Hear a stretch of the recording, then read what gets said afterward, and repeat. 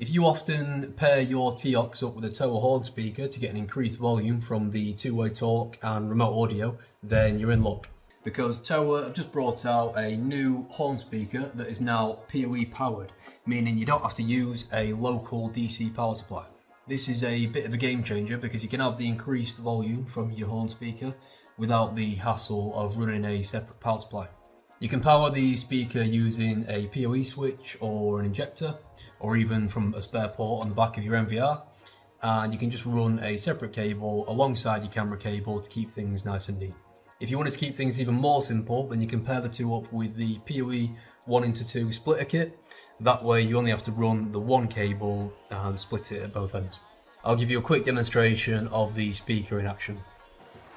Okay, so power-wise for this example, I'm using two spare ports on our recorder, going into our PoE splitter, and then one into our speaker, and one into the camera. You could run two separate cables rather than using the splitter, but I think it's just much easier to run it using the one cable. Other than that, we've got our phono connector from the audio out on the camera, just going into the Phoenix block on the speaker.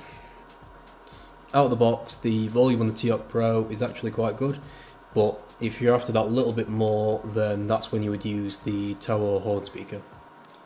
You are under surveillance. You are under surveillance. You are under surveillance. You are under surveillance.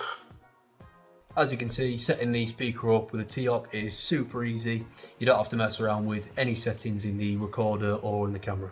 I don't know if the camera does it justice, but the audio with the speaker is much louder and is more suited to external use. If you think the TOA PoE powered horn speaker might be useful for your next install, then feel free to get in touch.